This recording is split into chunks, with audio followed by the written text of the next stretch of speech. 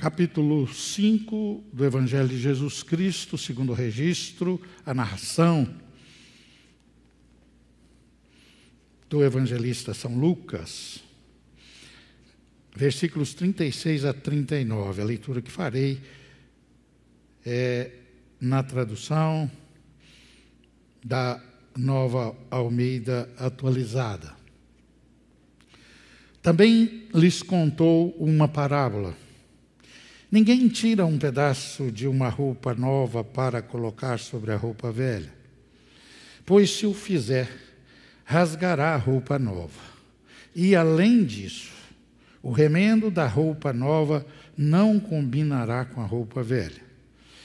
E ninguém põe vinho novo em odres velhos, porque se fizer isso, o vinho novo romperá os odres, o vinho se derramará e os odres se estragarão. Pelo contrário, vinho novo deve ser posto em odres novos. E ninguém, tendo bebido vinho velho, prefere o novo, porque diz o velho é excelente. Feche seus olhos, vamos orar ao Senhor nosso Deus. Bendito Deus, mais uma vez te agradecemos pela liberdade de ter em mãos e ler publicamente a tua palavra. Também te damos graças pela liberdade que temos de professar a nossa fé ainda, Senhor, no nosso país. E anunciar o Evangelho de Jesus Cristo, obedecendo a tua ordem, a tua comissão, Senhor, formada para que a igreja pregasse o Evangelho.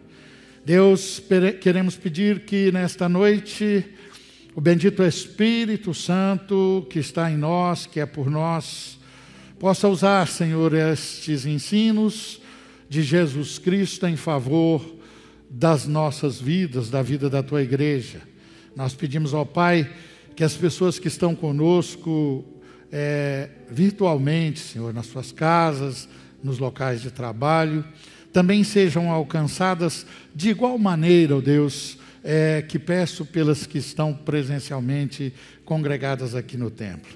Nos ajuda, Senhor, glorifica o teu nome, faz o teu querer, é a oração que nós fazemos a ti nesta hora, no precioso nome de Jesus. Amém e amém. Sentai-vos, queridos. Irmãos, vamos a mais uma parábola do Senhor Jesus, e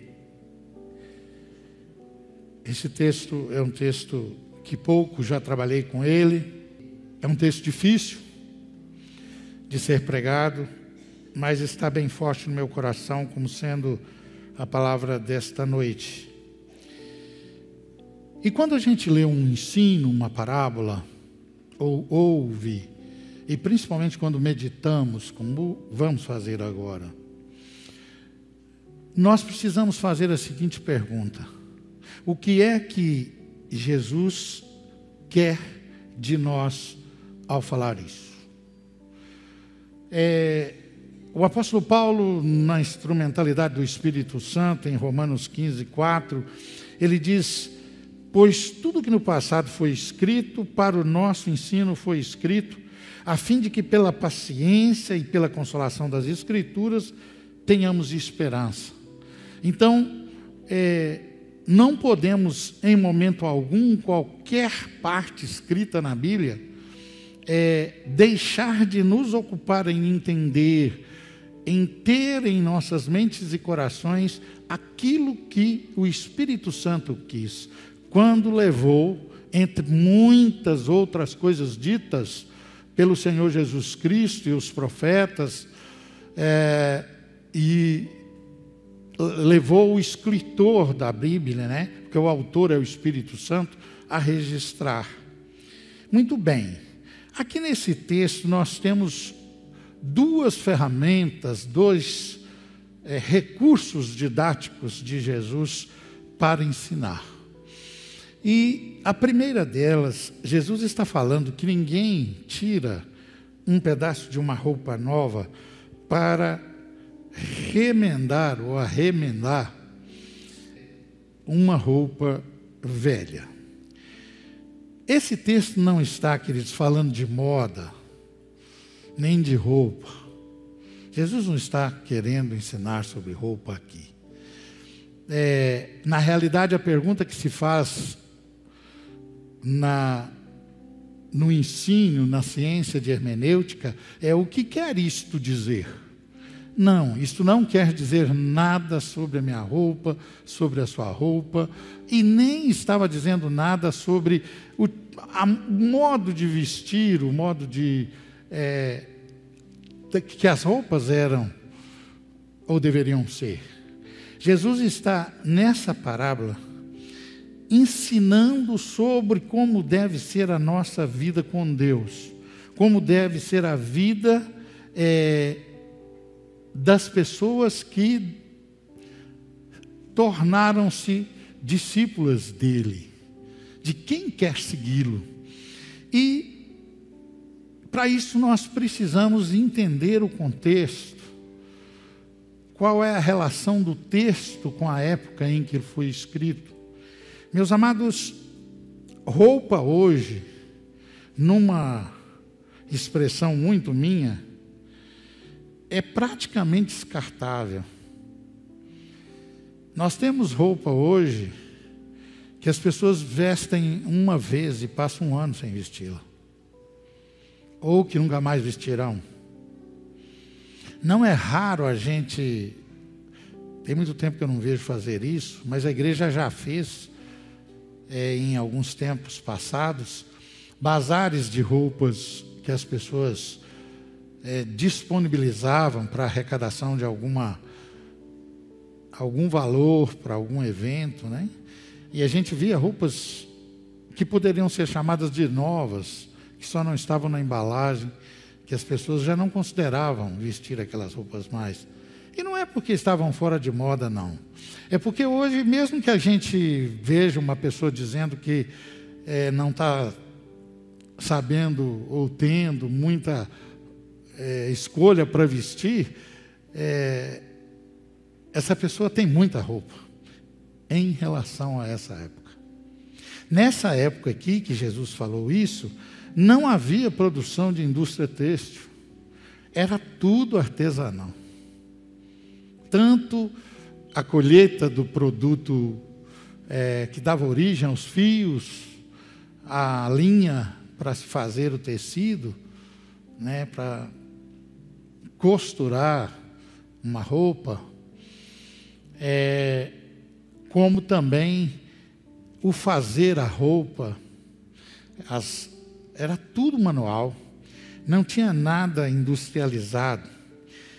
Cores eram muito poucas, não é? E era tudo muito diferente a respeito de roupa nessa produção artesanal. E em questão de opção, de quantidade, não é imaginável hoje o tanto de roupa que existe no mundo. Então, a gente pode usar um exemplo mais clássico ainda. Quando nós estudamos esses textos, essa correlação na Bíblia, a gente vê que as pessoas não usavam malas para colocar roupa, não. Era muito comum as pessoas viajarem, se deslocarem com a mesma roupa, com uma roupa só. Quem sabe uma outra, porque ela teria que lavar em algum momento. Então as roupas ficavam muito velhas, elas eram usadas à exaustão. Por isso que Jesus pôde pegar, porque a parábola é um ensino tirado de alguma verdade real, existente, que o povo sabia usá-la, receber o recurso didático que Jesus estava usando, ele entendia. Então é preciso que nós tenhamos isso em mente. Nós temos vários exemplos na Bíblia, não posso me ater. Toda vez que pastor prega, pastor e os obreiros, né? Aproveitar aqui que o obreiro não deve ficar muito entrando nesses detalhes. Não convém, um conselho que eu dou. Vou aproveitar aqui e defender os obreiros também, né? Eles não vão ficar se defendendo, não devem. nenhum obreiro, quem usa a palavra lá no JEC, aqui na tribuna, no púlpito, ninguém quer pregar muito tempo, não. Aqui é pesado, aqui é difícil. Quando nós sentimos que terminou, de uma certa forma, há um alívio sobre quem está pregando, não é? Então eu não posso me ater, mas tem inúmeros exemplos que comprovam que era assim as roupas e que esse ensino é muito forte em cima dessa verdade. As roupas eram remendadas, elas eram consertadas, elas ficavam velhas, muito velhas. Eu coloquei no meu esboço, quando Josué, lá no capítulo 9, ele faz alianças com os Gebionitas, e ele fala assim, lá fala que quando eles saíram de viagem, as roupas deles eram novas, mas que agora já estavam rotas, não é? Então, vários exemplos eu podia citar aqui, mas a verdade é que usava-se essas roupas nessa época que Jesus ensinou isso, até quase não poder mais usar. Engraçado que é do meu tempo aí de adolescente, um número muito grande de costureiras, não está muito distante. Evoluiu, a indústria tem muito pano, muita roupa, a máquina de costurar hoje computadorizada, tem máquinas que fazem 1000 coisas além de costurar, né? Uma coisa danada, mas a roupa foi ficando mais no campo industrial e não se compara ao tanto que alguém arremendava uma roupa, que as pessoas sabiam sobre o que Jesus estava realmente ensinando. Mas o que Jesus está ensinando com isto naquele tempo é que se uma pessoa tivesse uma roupa velha,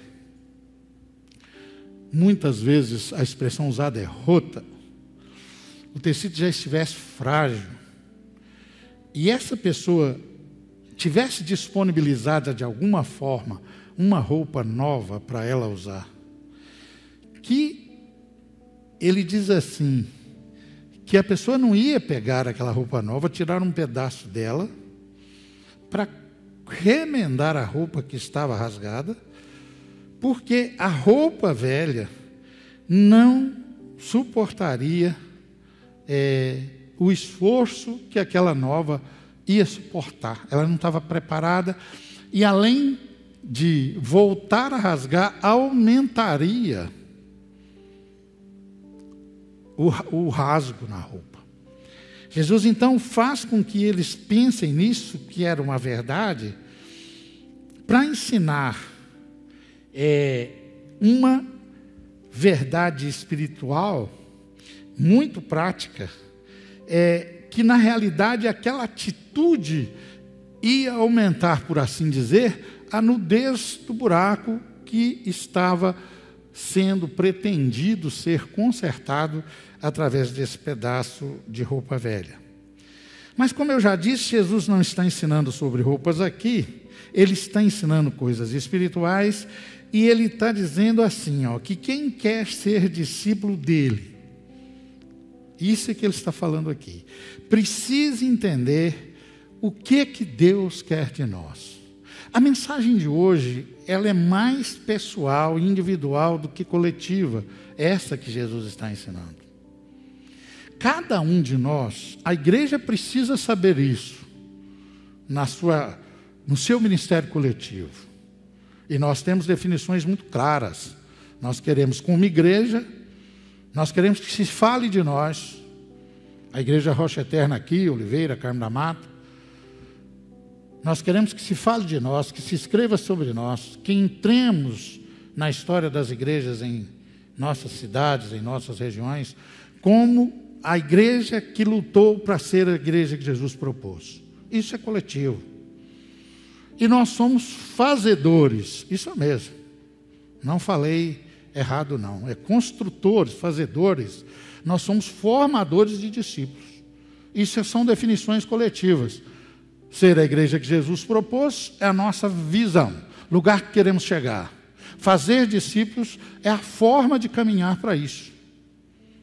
Então nós precisamos entender coletivamente, mas hoje à noite, nesta parábola, Jesus está falando mais de forma individual com os seus discípulos. Jesus está dizendo que nós precisamos entender, ter um entendimento profundo. A gente, no ensino, eu tive muitos cursos de didática, de capacitação didática para dar aula, enquanto era profissional, enquanto dava aulas na Universemig. E tudo se resume em você pegar alguém do conhecido e levar até o desconhecido. Então Jesus na parábola ele faz isso. E quanto mais simples for a verdade usada da área de conhecimento mútuo entre quem ensina e quem aprende, quem está aprendendo, mais profundo nós temos chance de ser o ensino. Então Jesus quer que se entenda profundamente. Ele quer que se saiba, ele quer o que ele queria. Porque Jesus tinha uma mensagem imediata e o Espírito Santo, quando foi passar a mensagem que chegaria a todos nós, além daqueles que ouviram diretamente, o Espírito Santo entendeu que nós também precisávamos daquela verdade para ser discípulos de Jesus. Mas Jesus tinha um desejo imediato. E como era muito comum roupa velha, roupa remendada, roupa consertada, a dificuldade de se ter muita roupa, Jesus queria que as pessoas que estavam ouvindo ele, e é isso que ele quer de nós hoje, de mim, de você que está aí me ouvindo na sua casa, anime-se com isso. Jesus quer uma coisa de você também, você é igreja conosco aqui, da mesma forma dos que estão presentes. Jesus queria e quer, e a mensagem imediata era essa, que aquele povo que sabia muito sobre roupa, remendo, conserto, tão profundamente, porque era uma realidade, uma coisa popular, uma coisa vivenciada, uma coisa que as pessoas faziam sempre, sofriam os danos dessa verdade sempre. Ele queria que as pessoas entendessem as verdades espirituais, o que Deus queria delas, o que é ser discípulo de Jesus, tanto quanto entendiam sobre roupa remendada, sobre remendo na roupa, sobre tecido fraco, tecido forte, tecido velho, tecido novo. Então Jesus queria que houvesse um entendimento profundo, uma identidade que vem do céu. Jesus, na verdade, quando ele veio nos salvar, mas ele veio trazer também a mensagem do Pai. Várias vezes ele falou isso. Essa identidade, digamos assim, essas características que identificam o crente, o discípulo de Jesus, é um padrão que veio do céu, não é dos homens. E Jesus estava querendo naquela hora, e Ele quer conosco nesta noite, que nós entendamos isto, esta identidade. Na realidade, o ensino aqui do Evangelho é que o crente em Jesus Cristo, Jesus está dizendo, ele não pode ser mais um participante das coisas do mundo. E quando eu digo isso, participante da maneira de viver, de crer, de agir, de reagir, que o mundo, que o homem comum, que o homem que não é espiritual, não é convertido a Jesus Cristo, vive. A fé que está no meu coração, no seu coração, que estava no coração dos discípulos ali que ouviam Jesus, Deus a conhece. Mas a Bíblia manda, ordena, que essa fé que está no nosso coração, ela precisa ser externada nos nossos atos, na nossa prática, na nossa maneira de viver. E Jesus está exatamente falando disso quando menciona, quando profere suas palavras neste ensino. Na realidade, Jesus está ensinando uma verdade que nós já sabemos. E uma verdade das mais, se não for a mais, negligenciadas pela igreja deste século, desta época, desta era. De que, quanto mais crente você for, quanto mais íntimo você estiver de Deus, mais longe das práticas mundanas você estará. É uma coisa que não tem como ser diferente. Jesus está falando disso aqui. E quem não se ater a isso, Jesus está falando aqui, quem não fizer assim, não entenderá o propósito de Deus, não entenderá a vontade de Deus, e vai decepcionar a Deus naquilo que Ele espera de você. Deus estará muito decepcionado. É por isso que hoje, quando você pega para examinar a história da igreja, você vê a distância que a chamada igreja de hoje tem da igreja que nos antecedeu. Já falei aqui em outras oportunidades, e numa igreja que a gente está falando há 22 anos, um pouco mais já,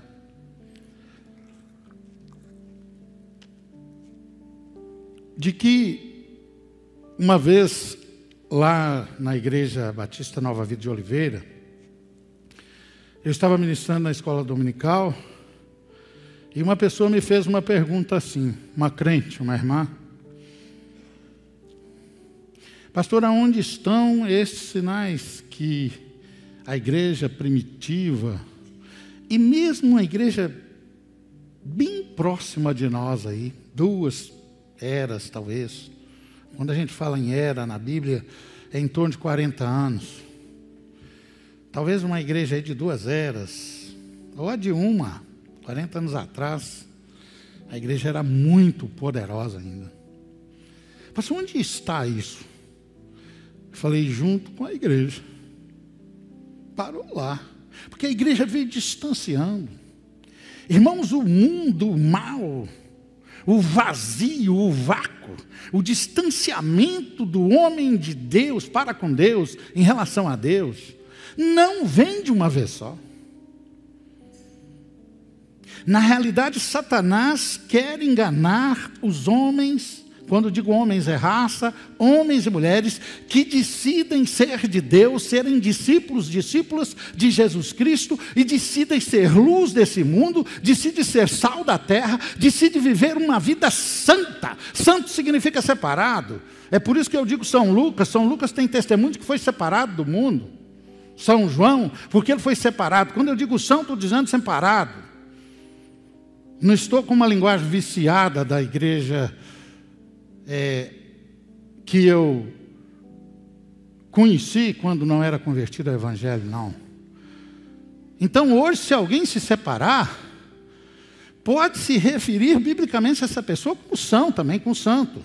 Quem é separado para Deus hoje é santo, diz a Bíblia. E é uma coisa que Deus quer. A Bíblia diz assim: sede santo como o vosso Pai é santo. Porque Deus é separado de todo o mal. E a grande arma de Satanás é fazer com que o mundo entre na sua vida. E sabe como é que o mundo entra na sua vida? Devagarzinho, sorrateiramente, aos poucos. E sabe como é que o mundo entra na igreja? Porque você permite isso. Porque eu permito isso. E como somos a igreja, o mundo entrou para dentro da igreja. E as nossas práticas precisam ser de um povo separado do mundo. Jesus está querendo isso com essa parábola. Olha só, queridos. Grave isso no seu coração, é um princípio bíblico. Roupa na Bíblia é símbolo. Ela fala da condição do homem diante de Deus. Por isso que Jesus usa roupa aqui. Desde Gênesis, quando o homem pecou, e se descobriu espiritualmente nu. Ele tentou resolver o problema da sua nudez, do seu pecado, do seu jeito. A Bíblia diz que ele foi lá, Eva e Adão, escolheram uma árvore. Eu imagino, eu estive em Manaus, num congresso de meio ambiente, representando a CEMIG, e eu fui a lugares de estudo de árvores, para entender a floresta urbana, e eu dava aulas sobre isso. E eu estive numa árvore que eu fiquei impressionado. Tem uma árvore em Manaus que a folha é maior que eu. Eu não sei se eu encolhi um pouco, mas na época, se encolher, ela era muito maior. Uma coisa impressionante. Então dá para fazer roupa mesmo. Lá a gente entende um gadinho. Por aqui eu não tenho notícias que essa árvore exista por aqui. Eu acho que tenho fotos dela. Olha só. Eles foram lá escolher uma árvore.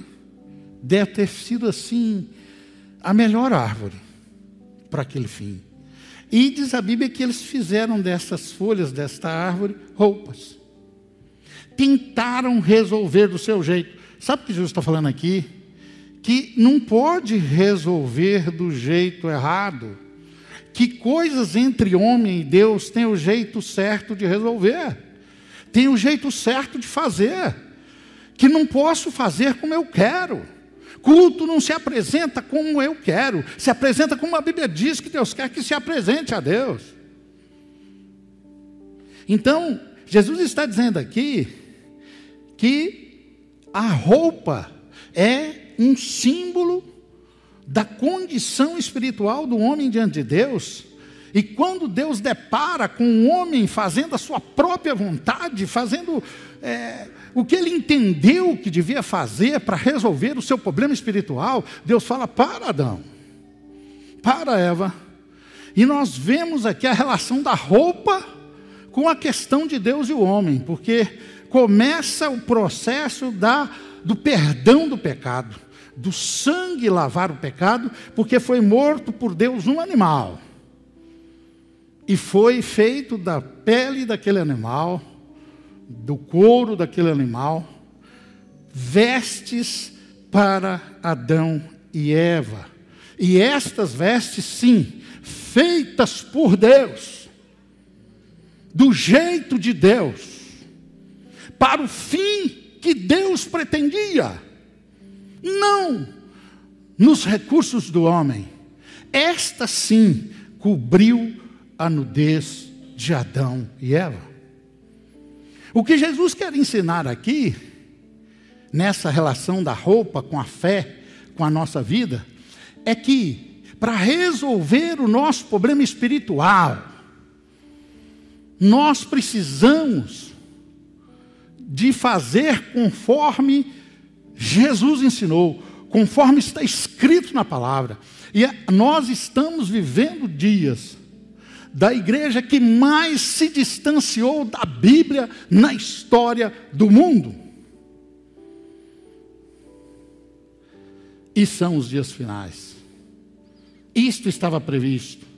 Mas quando prevê que se afastaria, que o amor esfriaria, que isto viria sobre a igreja, prevê também que havia pessoas que não se afastaram.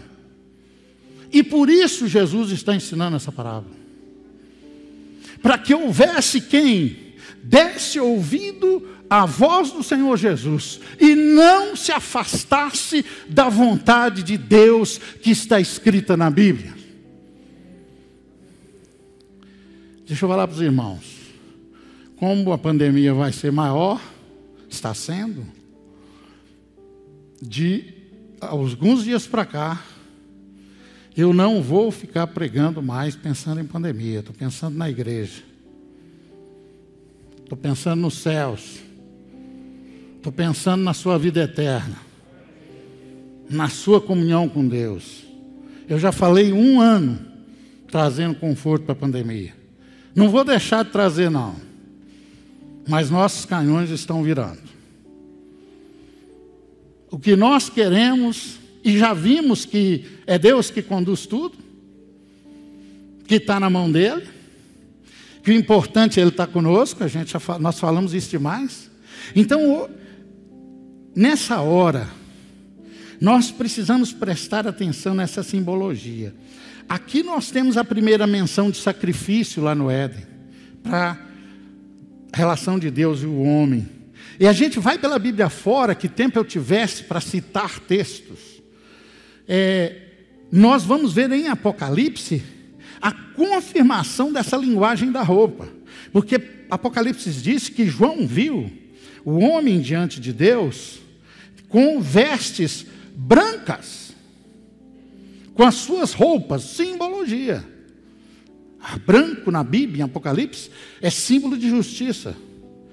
João viu as roupas dele, porque João, na sua visão, Deus não mostrou o coração da multidão. Ele disse que era uma multidão de toda tribo, língua, nação. Uma multidão incontável. E que eles tinham suas vestes. Mesma relação da palavra de Jesus. Vestes. No sentido espiritual. Ninguém fica pensando que é ensino sobre roupa lá em Apocalipse, que lá vai ter bata de batismo. Não.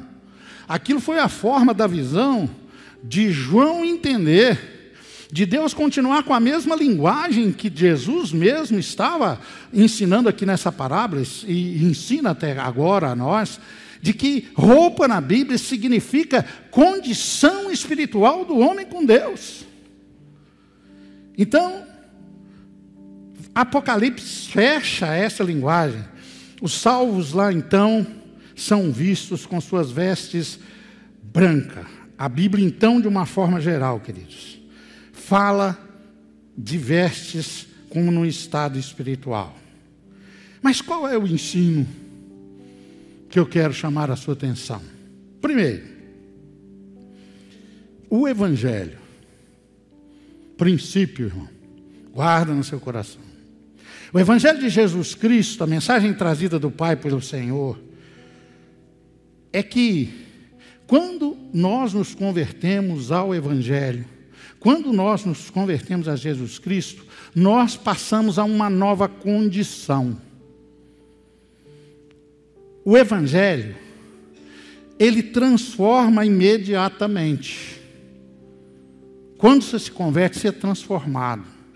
Eu conheci uma pessoa com a qual trabalhei de perto no Evangelho, já está com Jesus, que eu não esqueço do testemunho dessa pessoa. Ela falava para mim assim: eu aceitei Jesus num apelo feito na igreja.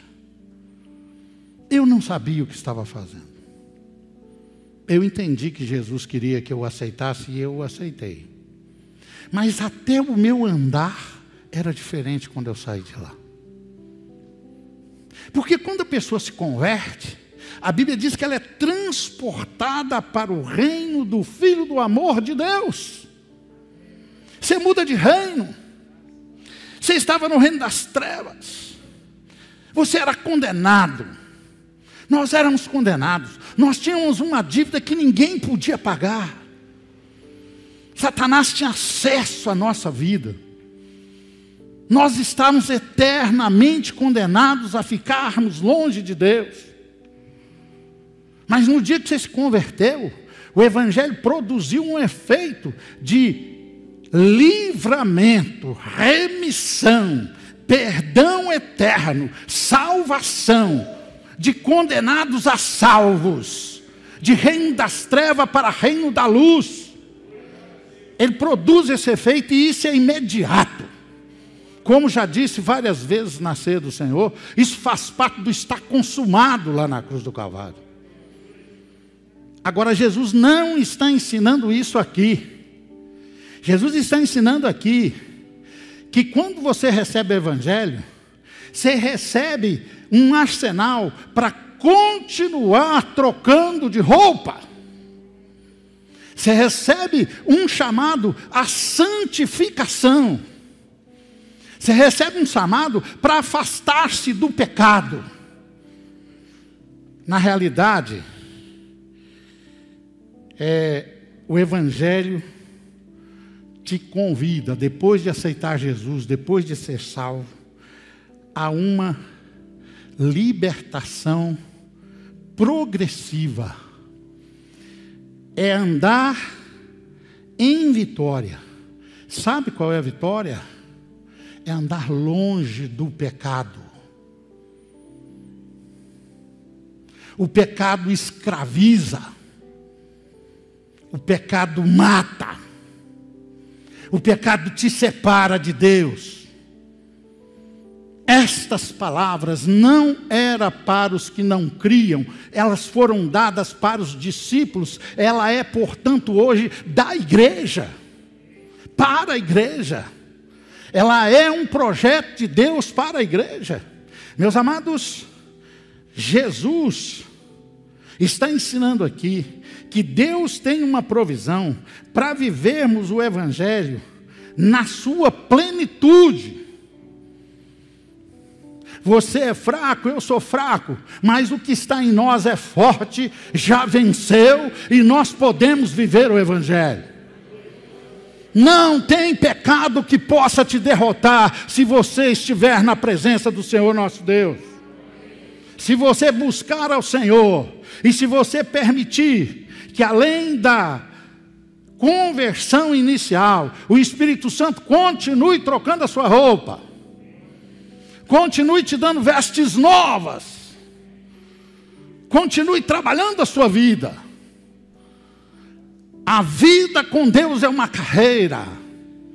A vida com Deus é um processo de santificação do Espírito Santo. Deus tem pressa de te ter salvo nas mãos dEle e absolutamente longe da possibilidade do mal, de qualquer desvio da vontade dEle. Você sabe de cor, a gente até cantava isso. 2 Coríntios 5,17. A gente tem uma música aí que canta esse corinho. E assim que alguém está em Cristo, imediato, nova criatura é. Esse foi o milagre da conversão, da salvação. Mas as coisas antigas passaram. Eis que se fizeram novas. E essa novidade, queridos, ela não é de uma vez só. Ela vem numa transformação progressiva. Ainda em 2 Coríntios, no capítulo 3, versículo 18, está escrito assim: ó, e todos nós, com o rosto descoberto, contemplando a glória do Senhor, somos transformados de glória em glória, na própria imagem, como pelo Senhor, que é o Espírito. Não pode, irmão, não é normal nós não estarmos crescendo, nós não estarmos mudando, nós não estarmos sendo santificados, nós não estarmos sendo aproximados de Deus. Não é normal, não é normal. Acorda, acorda. Isso é o símbolo de lâmpada com azeite ou lâmpada sem azeite. E as virgens que estavam sem azeite não entraram nas bodas do Cordeiro. E eu desafio qualquer pessoa, e ainda ficarei grato. Ficarei grato. Vou reconhecer a sua capacidade. E ficarei grato. Aonde na Bíblia a possibilidade de interpretação de que as 5 virgens que não tinham azeite tiveram possibilidade de ser salvas? Não há. Não vi. Ainda não consegui ler isso. Jesus avisou. Para quê, irmãos? Para você ter o azeite, o Espírito, para estar na presença do Senhor, para nós termos vestes novas, para o Espírito Santo poder trabalhar conosco, porque Ele não viola, Ele é suave. O Espírito Santo é amoroso, Ele é suave. O Espírito Santo bate a porta, Ele não romba, Ele não empurra. É preciso querer. Essa transformação de glória em glória, e uma glória, queridos, é sempre maior que a outra. Você vai crescendo. É como se você fosse vencendo uma lombada, um monte. alguma coisa que te impedia de ver completamente. E o horizonte vai se abrindo, você vai conhecendo o Senhor, você vai conhecendo a graça, a misericórdia de Deus, você vai trocando as suas vestes. Meus amados, o Espírito Santo, segundo esse texto, essa parábola de Jesus, ele trabalha para nos tornar cada dia mais parecido com Jesus. Tem um livro muito lido, que eu li jovem ainda. Um servo de Deus chegou num lugar como missionário para substituir outro que o Senhor levou. Essa pessoa esteve lá nesse lugar pregando até o Senhor o chamar. Então partiu para a glória e a missão enviou outro. Eu parei de ler a hora que li isso, para meditar. E aquele homem começou a falar de Jesus naquele lugar. E numa das reuniões que ele pregava de forma informal, uma das pessoas falou: pregador, esse Jesus esteve aqui. Só que ele não falou que chamava Jesus. Ele vivia assim. Ele fazia assim. Ele amava, ele orava, ele obedecia a Deus. Esse Jesus aí esteve aqui. Referia-se ao missionário. O Espírito Santo, irmãos, ele tem uma missão. Ele precisa. Deus o enviou. Ele está em nós. É por isso que ele é nosso paráclitos, nosso companheiro. É que vai conosco. Porque ele tem uma missão de nos tornar parecidos com Jesus. Deus quer nos ver agindo como Jesus agiria. Nas nossas circunstâncias. Nas nossas reações. Na nossa forma de viver. Sabe, queridos, Jesus está ensinando aqui que tem um pacote completo, que hoje aí o pessoal prefere usar a palavra inglesa combo, né? Então, para o pessoal aí, em cuja classe não me incluo, que gosta de falar palavras em inglês para as coisas, Jesus tem um combo, um pacote completo, que é o Evangelho. E Jesus está aqui alertando, nessa parábola, que haveria pessoas que iam fazer isso. Pegar a roupa nova, cortar nela e tentar remendar a velha. Ao invés de pegar a roupa completa, que é melhor do que a velha. Ou seja, nós temos por cultura,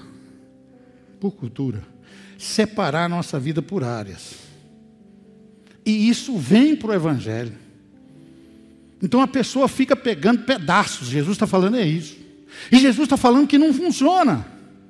Que uma coisa, um pedaço do Evangelho na sua vida, sem o Evangelho todo, aumenta o rasgo, piora a sua situação.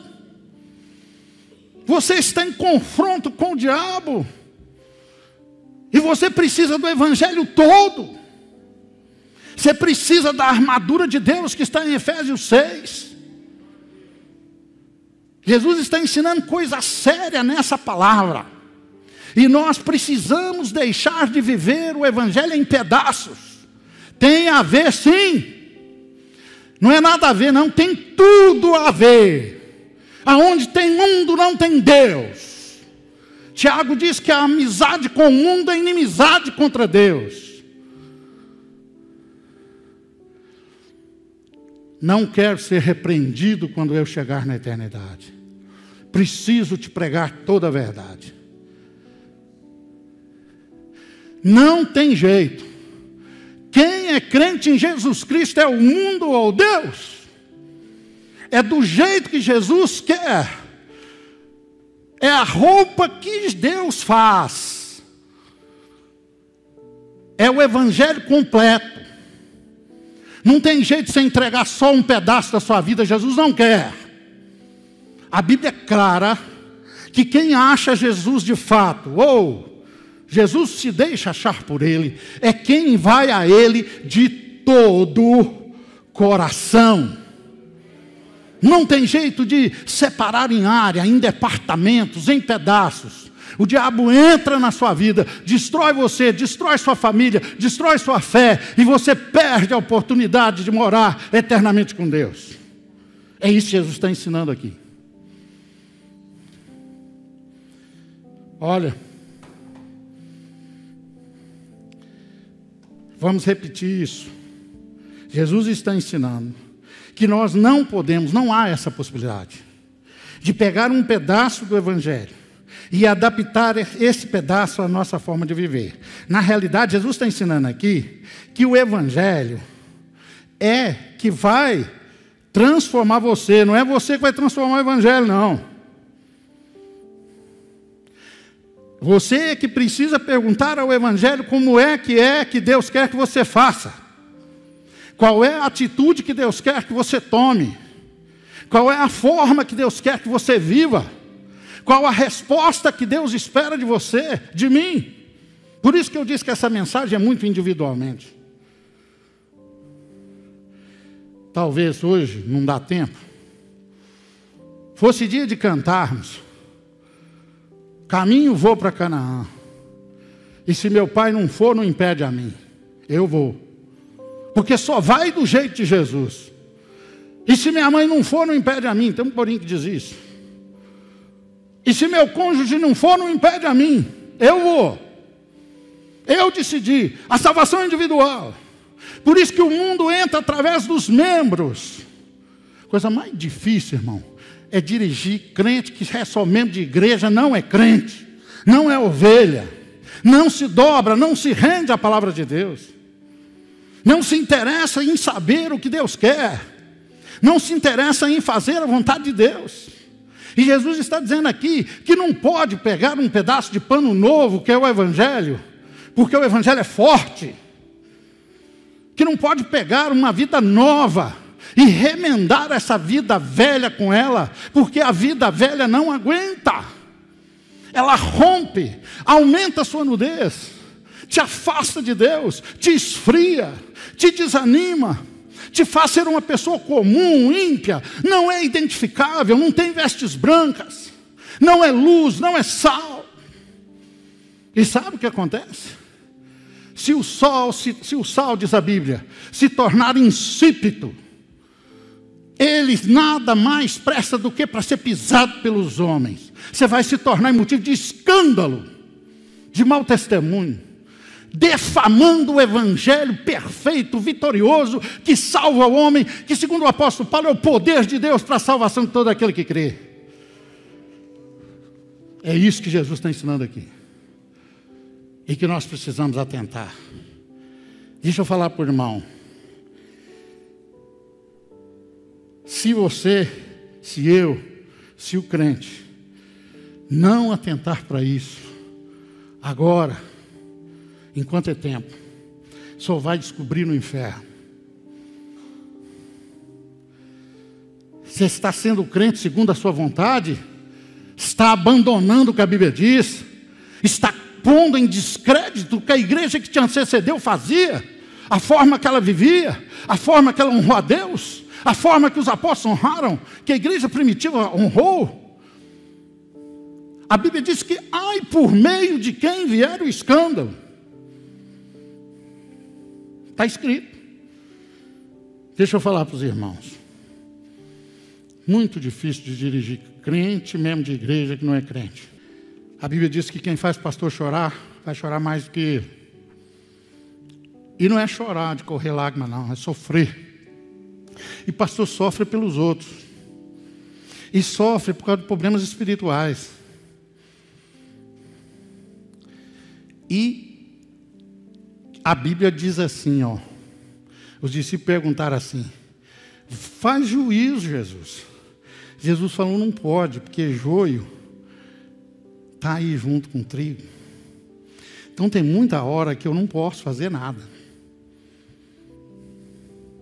Só que eu fico com dó, com pena. Sabe por quê? Jesus falou, não, não vamos fazer, não. Vocês não fazem nada, não. Porque a hora que você for arrancar o joio, abala o trigo. Esse fica pé. Joio quer prejudicar o trigo. Joio não dá no mato, não. Dá no trigo, no trigal. Ele dá na roça. E ele é igualzinho o trigo, por fora. Eu achei interessante que eu vi no WhatsApp. Eu já estava meditando nesse texto. Confesso aos irmãos que ainda não tinha percebido a profundidade desse ensino. E, por acaso, vi uma mensagem no WhatsApp falando assim, ó, joio, ora, canta, prega bonito, até o jeito chora. Só não permanece, só espalha, só divide, só promove contenda, só promove inimizade. E o reino de Deus é lugar de paz. O reino de Deus é lugar de amizade. O reino de Deus é lugar de companheirismo. O reino de Deus é lugar de comunhão. Disseram que minhas mensagens uma pessoa disse a outra que minhas mensagens estavam muito pesadas. Hoje eu reconheço que é uma palavra de exortação. As outras eram de consolação. Só que púlpito é para ensino. Púlpito não é para pregação, não. E eu não tenho outra saída. Eu preciso pregar o evangelho do jeito que ele é. Filipenses 2,12. O Espírito Santo nos escreveu assim. Assim, meus amados, como vocês sempre obedeceram, não só na minha presença, porém muito mais agora, na minha ausência, desenvolvam a sua salvação com temor e tremor diante de Deus. Você precisa trabalhar, queridos, para essa salvação é a santificação. Por quê? Porque o remendo não aguenta. Se você ficar dando só parte de você para Deus, vai desviar. Vai afastar do Senhor. Vai afastar do Senhor. E por mais que orar, não é oração, não. Não adianta.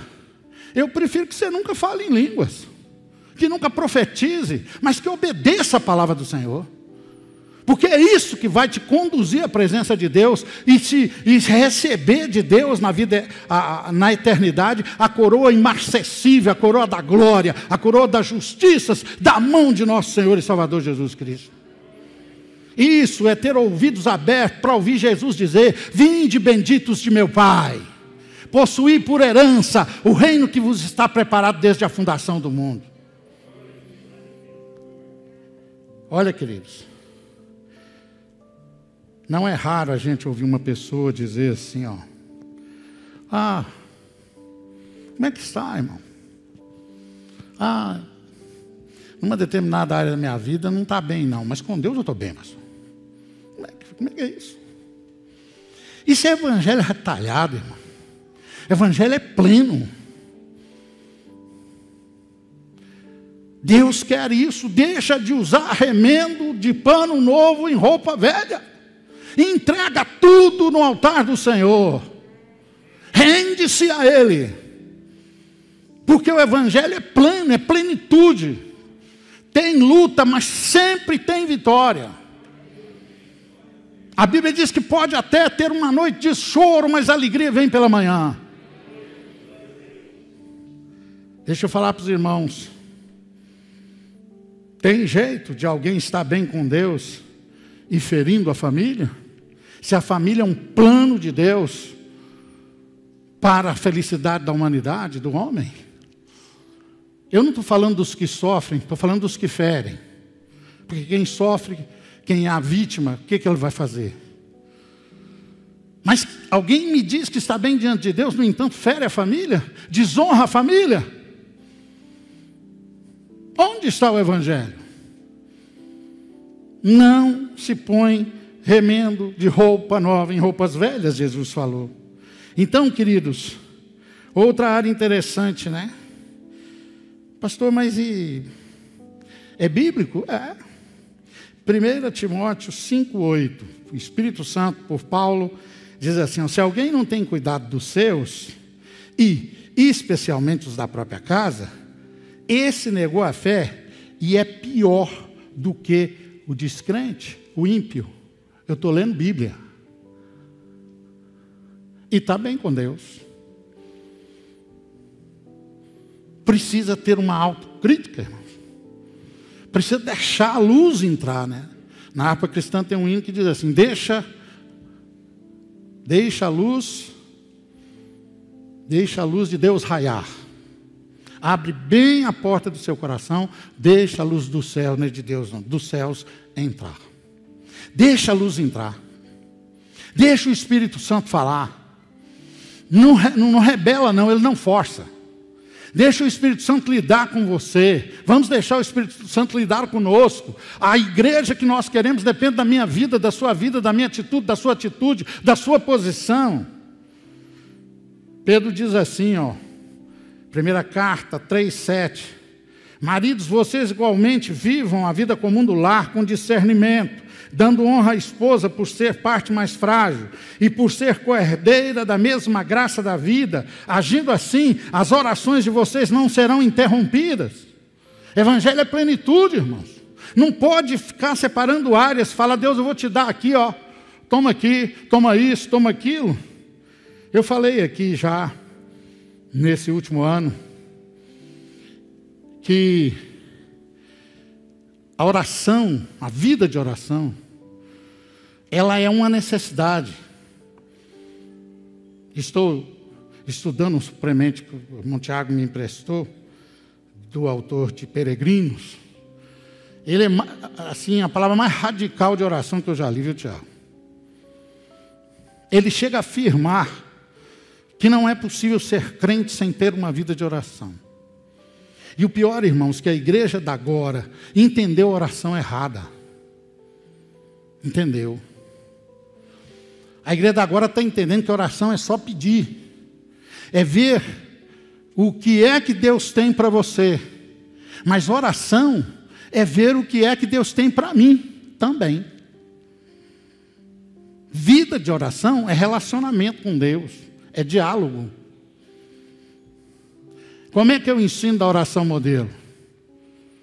Me dá o pão de cada dia, me livra do mal, me livra dos meus inimigos, mas venha sobre nós o teu reino e seja feita a tua vontade. Jesus orou lá no Getsemane, foi tema de uma mensagem de ceia minha aqui. O Senhor pode até passar de mim esse cálice, mas contudo eu não estou aqui na oração para fazer o que eu quero, que seja feita a tua vontade.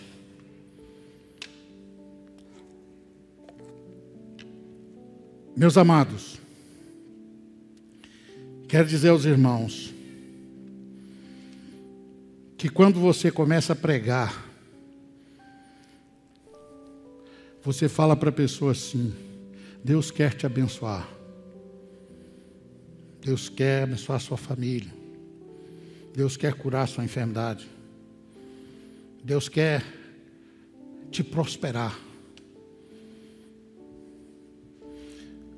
Está errado, pastor? Não. O Evangelho é uma fonte de bênção para essa vida aqui, sim. Só que o Evangelho está sendo pregado só até aí, irmãos. E a hora que você começa a falar com o novo crente, que ele precisa ser amigo de Deus, que ele precisa fazer a vontade de Deus, ele desvia. Ele não suporta. Começa primeiro mudando de igreja, depois desvia, irmão. A maioria que eu conheço está indo para o inferno. Porque se mudar de igreja, não deve levar a Bíblia, porque que é a palavra de Deus. Pode me questionar em qualquer ponto dessa minha mensagem que eu te mostro na Bíblia. Será que não vai levá-la consigo? Não me assusta não, eu nunca cedo princípios por causa de alguém sair de igreja. Mas começa assim. Porque você vai chegar lá, se tiver Bíblia, você vai arranjar outra. E vai arranjar outra. E uma hora, a igreja não serve para você. Irmãos, eu nunca ouvi. Eu sou membro de igreja, convertido com certeza aos 10 anos. Tem 52 anos que eu conheço Jesus, que fui salvo. Eu trabalho como obreiro desde 15 anos de idade. 32 anos como pastor. Faço agora em junho. Eu nunca ouvi uma pessoa afastada da igreja e falar: eu sou o culpado. É o pastor ou alguém. O pastor é a maior vítima. A mesmo se alguém não sabe de nada, ouviu assim fala assim: o pastor não devia ter feito aquilo. Sempre tem uma desculpa qualquer. Jesus está explicando que o evangelho não é isso. A bem da verdade, irmãos, igreja é para a gente servir a Deus, não é para Deus nos servir. Não é a igreja que faz por mim, é nós que fazemos pela igreja. Nós é que somos a igreja. Essa bênção que o mundo precisa somos nós. A era do evangelho é uma era que os crentes vêm para a igreja e se convertem querendo que a igreja faça alguma coisa por eles. E só prega bênção, ele só quer bênção. Não, eu quero que ele abençoe a minha vida, eu quero que ele me cura, eu quero que ele me prospere. Não, mas eu vou continuar no mundo. Eu vou continuar fazendo o que eu fazia. Eu vou continuar com uma vida ímpia. Eu vou continuar sem ser nova criatura. Eu vou continuar a vida que eu tinha. Você não é crente, irmão. Você não é salvo. E Jesus está ensinando isso aqui, irmãos. Como eu disse aos irmãos, eu fui muito impactado estudando essa parábola. Falei: Deus do céu, me ajuda. Me dá a mão. Eu sou um pastor que pastoreei a minha família toda. O que eu prego aqui, eles me veem lá em casa, me leem. E me leram na casa dos meus pais. Eu pastoreei meus pais, meus irmãos, meus cunhados, meus sobrinhos. E quando eu li essa parábola, Jesus tem misericórdia de mim. Me ajuda.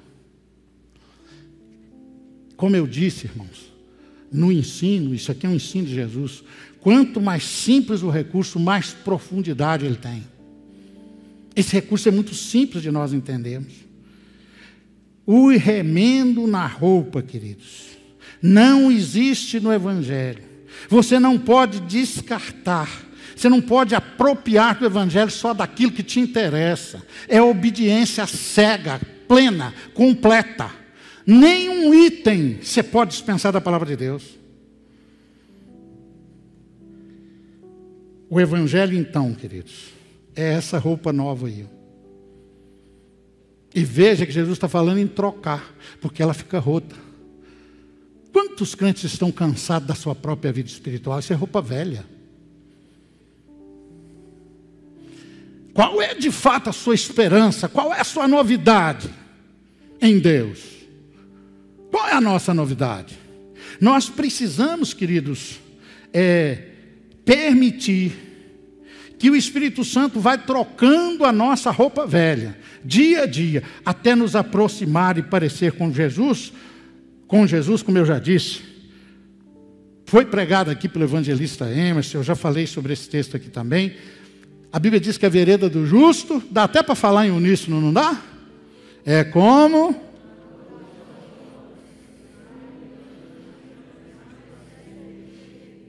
roupa nova. Jesus quer te dar uma roupa nova. A roupa não fica velha para Ele. O Espírito Santo quer te dar uma roupa nova. Queridos, lembra disso. Não é o evangelho que se adapta a você. É você que é salvo, que é de Deus, que é crente, que se adapta ao evangelho. Se você não apropriar-se dessa verdade, você não estará crendo em si mesmo. Isso, quem falou isso, abre aspas, é um dos maiores teólogos que o mundo já conheceu. Chama-se Agostinho de Hipona, que a igreja aí tradicional, a religião tradicional chama de Santo Agostinho. É um dos maiores legados teológicos do mundo. É escrito, o original é escrito em espanhol. Já tenho vontade de estudar espanhol para ler coisas que ainda não foram traduzidas. E ele disse assim, que se você usa só o pedaço da roupa nova, que você não aceita a roupa nova, o evangelho como todo, completo, você não veste o Evangelho de Jesus Cristo, ele diz que você não crê no Evangelho, ele diz que você crê em você mesmo. Você está acima de Jesus, você está selecionando o que ele manda que você vai fazer. Você faz como você quer. Essa pessoa não tem o azeite na lâmpada não, irmão. Tomara que ninguém aqui esteja incluído nisso. Eu, entretanto, pedi perdão a Deus de coisas que possivelmente eu esteja aceitando só o remendo. Esteja sem trocar roupa. Quero falar com os jovens. A igreja jovem, a igreja de hoje está decepcionando, jovens. Está afastada do Evangelho, está unida, de mão dada com o mundo. Aqui nós não temos deixado de pregar, não. Está faltando obediência. Está faltando obediência. Deixa eu falar para vocês. Não tem jeito de não ter santidade. Os namoros, irmãos, estão igual aos do mundo, sem santidade. Isso não agrada a Deus. A Bíblia diz, buscai com zelo a santidade, a santificação, sem a qual ninguém verá o Senhor. Como que pode uma pessoa ser de Deus, um jovem ser de Deus, e o seu namoro não ser nos padrões de Deus, nos padrões da Bíblia?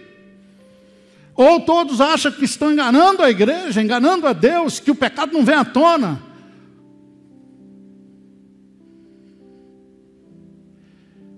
Como eu disse, irmãos, esta é uma mensagem de exortação.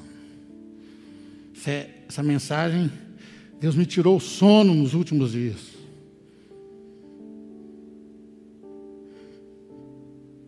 Está escrito em João, Evangelho segundo São João, 14, 21.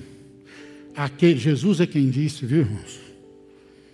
Aquele que tem os meus mandamentos e obedece a eles, esse é o que me ama. Se você não obedece a palavra, você não ama Jesus. É a Bíblia que está dizendo. Sou eu não. Aliás, eu não sou muito de fazer esse tipo de afirmações aqui na frente. Vocês me conhecem há 22 anos. Mas quem ama o Senhor é o que lhe obedece. É Ele que está dizendo. E tem mais. Jesus não parou aí não. Ele disse assim que aquele que me ama é amado do meu Pai. Tem recompensa. E Jesus diz assim, e eu também o amarei. E quer saber mais? Eu me revelarei a Ele. Ele vai me conhecer. É esse caminho que faz com que você conheça a Deus e Jesus se revele a você. Deixa eu falar para os irmãos.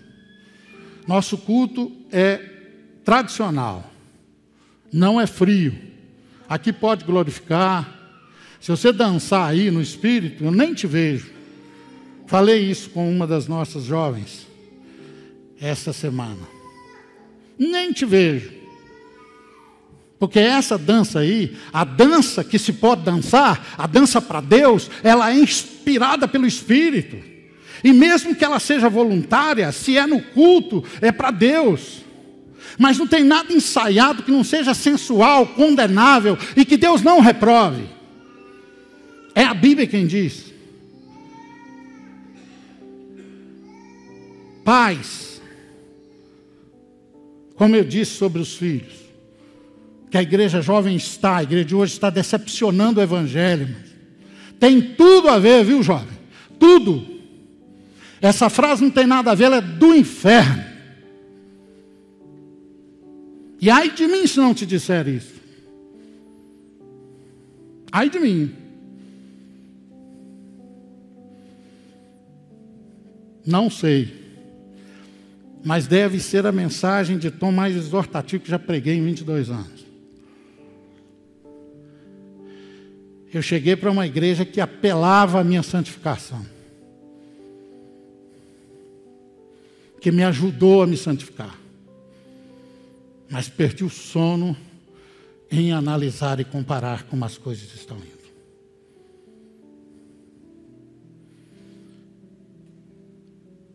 Olha só, Não adianta cultos animados, esses cultos de programa, que todo dia tem que convidar alguém, fazer novidade. Você não vê firula aqui no púlpito. Gente assim, assado, pregando, fazendo, acontecendo. Não, aqui é lugar de cultuar. Templo é para o povo de Deus cultuar. Não é para fazer programas animados, feito auditório, não. Aqui o que fizer é para adorar a Deus. Mas o que adianta? O que adianta se nós tivermos cultos aqui animados, abençoados, e depois tudo que você faz lá fora do templo é igual o ímpio? Não tem temor de Deus visto. Se o linguajar é impuro, se não for, amém, irmão. Não se sinta exortado. Viu? Você que está em casa. Se não for assim, ó. Quando passar a pandemia, eu te abraço fisicamente. Estou te abraçando virtualmente. Te abraçando aqui, você que está presente. Graças a Deus. Tomara que eu não esteja exortando uma pessoa sequer aqui. Esse é o meu desejo. Mas faz o culto, irmão. Canta louvor. Pede a Deus para manifestar a presença dEle. Depois, lá fora do templo, meu linguajar é impuro. Eu rio de coisas impuras. Meus olhares são impuros. O que eu vejo é impuro. Não tem o temor de Deus visto. Fala mal do próximo. A roupa não é de Deus. A pessoa olha para a roupa da pessoa que diz que é crente e não louva a Deus. Não é diferente. É igual ao do mundo. Olha para o cabelo, é igual ao do mundo. Está cheio de vaidade, de bobices, de coisas criadas por homens e mulheres que não são de Deus, que não conhecem a Deus, que não têm o Espírito Santo neles. O que adianta esse culto a Deus? O que adianta as congregações solenes? O profeta Isaías pergunta isso no capítulo 1. De que adianta as luas novas, os sacrifícios, as reuniões solenes no templo, se nós estamos vivendo uma vida ímpia? Passa alguém perto da sua festa, não sabe se é uma boate desobedecendo os decretos municipais ou se é uma festa de crente. Perigoso até chamar a polícia.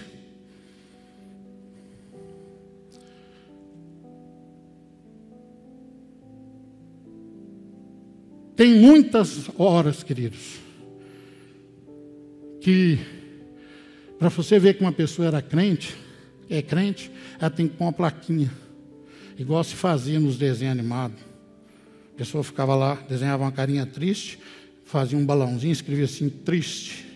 Hoje tem que pegar a plaquinha, igual se entra nos introitos de casamento, crente, porque a vida, a roupa, o linguajar, as festas, as reuniões, o que se faz fora do tempo, as coisas que está pensando, Deus está vendo, irmão.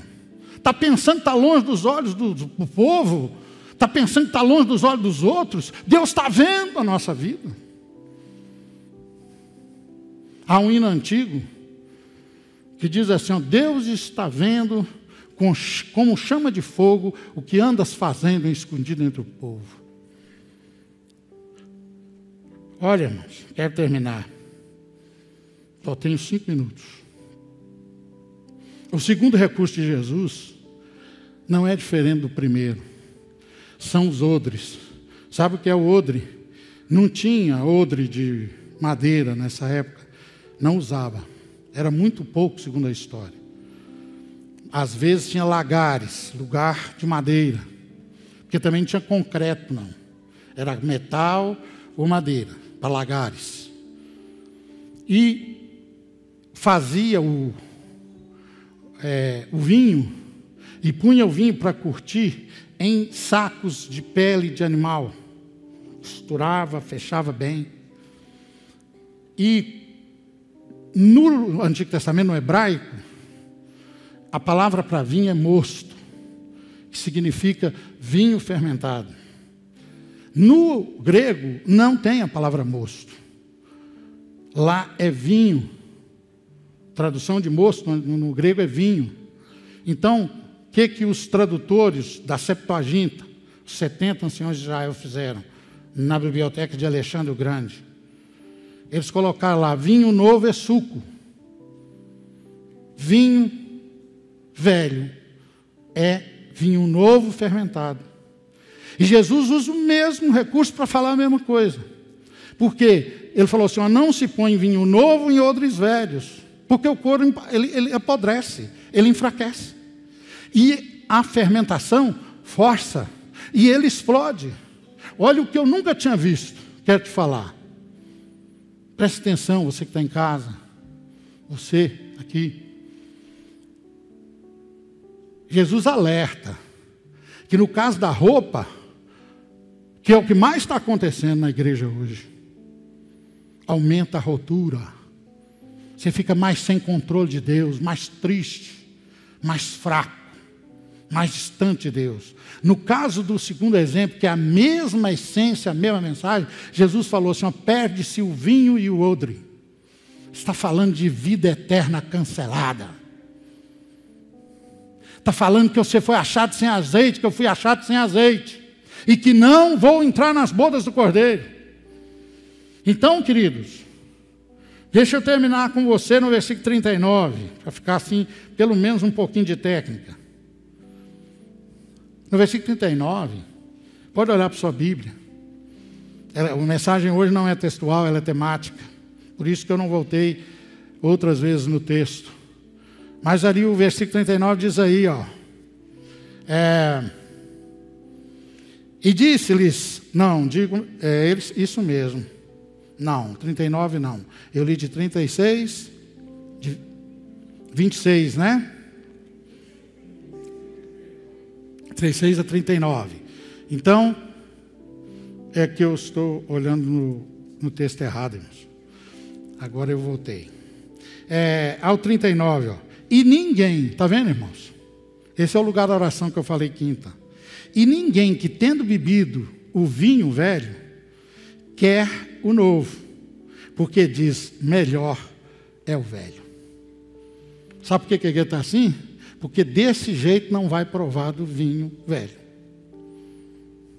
Desse jeito, desvia, distancia. O Espírito Santo não conduz. O Espírito Santo não pode revelar Jesus. O Espírito Santo não pode revelar a grandeza, a glória. O Espírito Santo não tem como te fazer sentir quem você é. Irmão, você é igreja, você é povo de Deus. Você é filho de Deus, você é filho de Deus. Você é um salvo, você é um redimido. O Espírito Santo tem ciúme de você. Você é selado com o Espírito Santo para a vida eterna.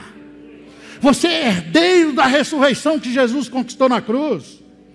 O Espírito Santo precisa trabalhar com isso. Isso é vinho velho, isso é coisa gostosa, isso é delícia, é mel da rocha. E nós precisamos provar isso, porque é isso que nos segura na pessoa bendita de Jesus Cristo. É isso que mantém-nos no caminho. Aqui, desviado. A estatística hoje, no Brasil atual, hein? 1 para cada firme. Se o Brasil tiver, como se estima, 50 mil pessoas, 50 milhões, sei lá, 100 milhões, o número estimado aí, existe um número estimado, não tem jeito de ser estatística positiva, mas quem é desviado costuma falar que é evangélico, então tem algum fundamento, mas dá 1 para 1. E sabe a única chance que tem o desviado? Se você desviar, sabe a única chance que tem? Converter. Existem 2 correntes. Uns que creem que a pessoa desviada não era crente. Eu, pessoalmente, acho que o crente desvia. A Bíblia diz que tem que permanecer até o fim. E que esse é que será salvo. Mas não dá diferença. Desviou porque não era, tem que converter. Desviou porque era e desviou, tem que converter. Ao que Tiago 5, 19 a 20 escreveu, meus irmãos, se alguém entre vós se desviar da verdade, então desvia. Ou então a Bíblia não é Bíblia. Se alguém entre vocês se desviar da verdade e alguém o converter, saibam que aquele que converte o pecador do seu caminho errado, salvará da morte a alma dele e cobrirá uma multidão de pecado. Palavra do pastor Adolfo. Renove sua comunhão com Deus.